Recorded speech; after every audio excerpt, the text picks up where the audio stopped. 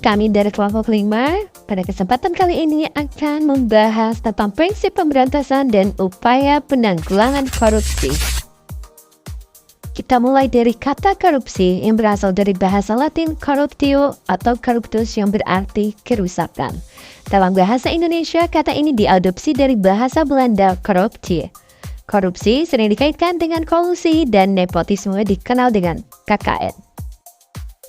Selanjutnya ada 3 unsur dari pengertian korupsi, yaitu yang pertama, menyalahgunakan kekuasaan. Yang kedua, kekuasaan yang dipercayakan, baik dari sektor publik maupun sektor swasta yang memiliki keuntungan materi. Yang ketiga, keuntungan pribadi yang tidak selalu berarti untuk pribadi orang yang menyalahgunakan, tetapi juga bisa untuk anggota keluarganya dan teman-temannya. Jika dibiarkan, korupsi menciptakan budaya individualisme dan suap. Upaya pemberantasan korupsi sering berfokus pada hukuman berat bagi pelaku. Sedangkan di Indonesia memiliki lembaga seperti KPK untuk memberantas korupsi. Namun fakta menunjukkan korupsi tetap meluas, bahkan di kalangan aparat hukum. Upaya penanggulangan kejahatan dibedakan menjadi 2 jalur utama, yaitu penal dan non-penal. Jalur penal melibatkan penggunaan hukum pidana, sedangkan non-penal menyelesaikan masalah di luar hukum pidana dengan sarana lain. Ya, lebih singkatnya, jalur penal ini bersifat pemberantasan setelah kejahatan terjadi, sedangkan non-penal lebih menekankan pada upaya pencegahan sebelum kejahatan itu terjadi. Tentu saja, kedua jalur penal maupun non-penal diperlukan untuk mengatasi kejahatan secara holistik. Kolaborasi antara pemerintah, penegak hukum, dan masyarakat menjadi kunci keberhasilan dalam memberantas korupsi, kolusi, dan nepotisme. Ada 4 tipe kebijakan pemberantasan korupsi. Tipe pertama, mengurangi ketergantungan masyarakat pada kekuasaan negara dan pejabat publik. Langkahnya termasuk deregulasi ekonomi, reformasi pajak, dan pengurangan monopoli negara. Tipe kedua, membangun pemerintahan yang transparan dan akuntabel. Selanjutnya, tipe ketiga, memberikan masyarakat kebebasan untuk memilih penyedia pelayanan publik. Situasi ini membutuhkan birokrasi yang kompetitif dalam memberikan layanan. Tujuannya adalah meminimalkan suap dengan meningkatkan peluang pilihan publik. Tipe keempat, laksanakan reformasi hukum dan sistem peradilan. Reformasi melibatkan penyusunan peraturan anti korupsi yang tegas. Upaya ini mencakup peningkatan profesionalisme aparat penegak hukum, kebebasan peradilan, dari campur tangan eksekutif menjadi prinsip yang utama. Membentukkan lembaga independen juga menjadi langkah penting untuk memberantas korupsi.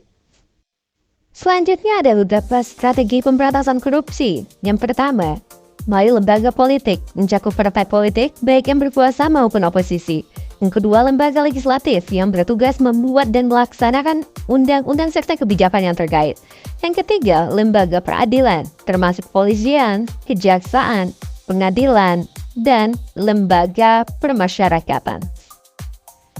Keempat, institusi audit seperti Inspektorat Jenderal yang bertanggung jawab atas pengawasan lembaga pemerintah.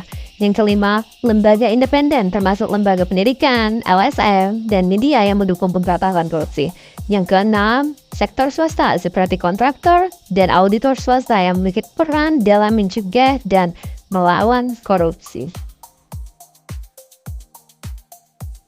Salah satu strategi pemberantasan korupsi adalah pembentukan lembaga independen khusus. Contohnya adalah Ombudsman.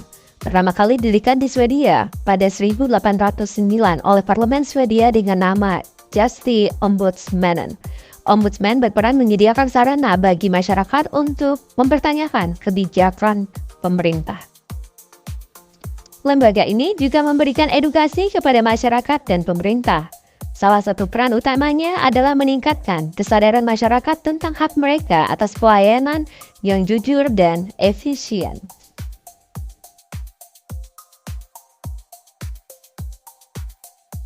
Model ombudsman diadopsi di negara lain seperti di Hong Kong disebut dengan ECAC, di Malaysia lembaga anti korupsi bernama ACA, di Indonesia lembaga anti korupsi yang dibentuk adalah Komisi Pemberantasan Korupsi yang biasa kita sebut dengan KPK.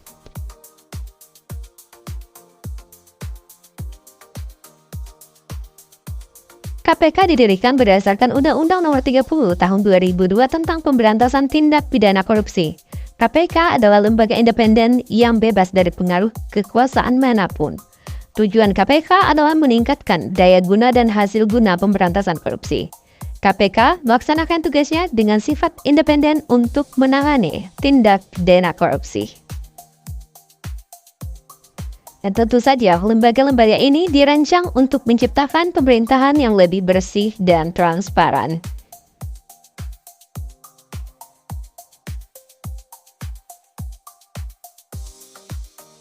Lembaga peradilan termasuk kepolisian, kejaksaan, dan pengadilan bertanggung jawab dalam sistem peradilan pidana untuk memberantas korupsi. Pengadilan sebagai inti penegakan hukum harus bersikap imparsial, jujur, dan adil. Inspektorat Jenderal bertugas mencegah dan memberantas korupsi melalui audit keuangan di tingkat kementerian atau departemen. Kinerja lembaga audit seperti Inspektorat Jenderal perlu ditingkatkan karena dianggap kurang efektif menghadapi korupsi pejabat tinggi. Reformasi birokrasi dan pelayanan publik bertujuan mengurangi korupsi dengan menyederhanakan proses administrasi. Pengumuman resmi biaya layanan publik seperti paspor atau izin usaha dapat mencegah praktik suap. Pemanfaatan teknologi informasi juga membantu mengurangi risiko korupsi dalam pelayanan publik.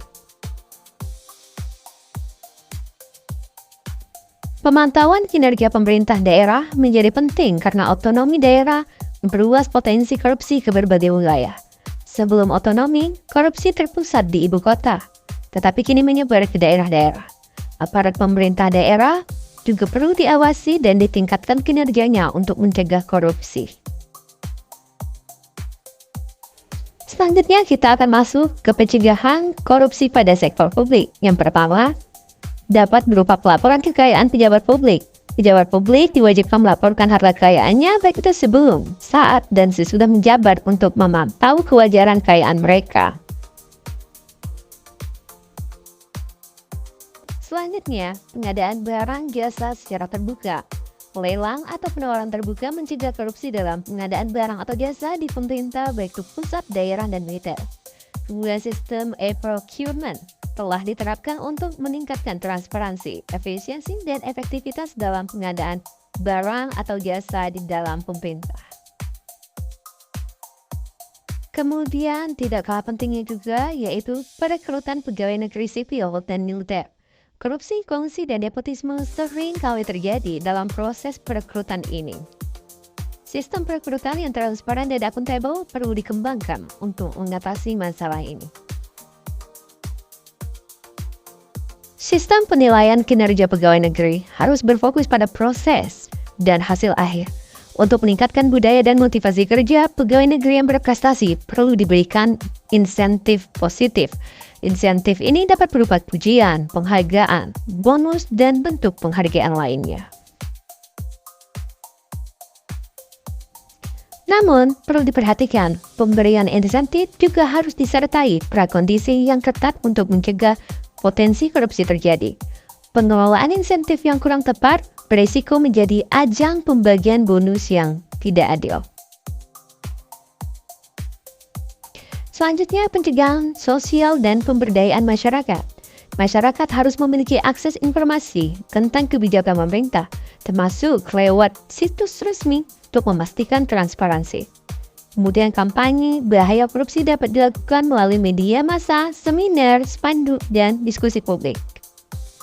Kemudian, mekanisme pelaporan korupsi seperti melalui KPK dengan layanan kontak atau KWS harus mudah diakses dan menjamin kerahasiaan si pelapor. Selanjutnya, hukum melindungi pelapor korupsi agar tidak dituntut balik, meskipun banyak yang tetap khawatir pada ancaman atau intimidasi. Kemudian, diberikan penghargaan untuk individu atau organisasi yang membantu pencegahan korupsi yang berdasarkan peraturan pemerintah nomor 31 tahun 2000. Media bebas adalah pilar demokrasi yang penting untuk mengawasi pejabat publik dan mencegah korupsi. Selanjutnya, kerjasama internasional diperlukan untuk pertukaran informasi, peningkatan pengetahuan aparat, dan bantuan hukum timbal balik.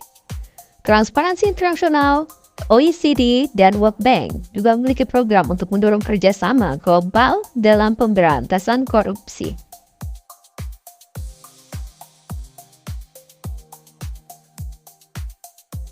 Selain yang sudah disebutkan tadi, instrumen hukum pencegahan korupsi juga ada perjanjian bilateral atau multilateral yang dibuat untuk ekstradisi bantuan hukum terkait kasus korupsi. Dan yang terakhir, monitoring dan evaluasi menjadi kunci untuk mengetahui efektivitas strategi pemberantasan korupsi.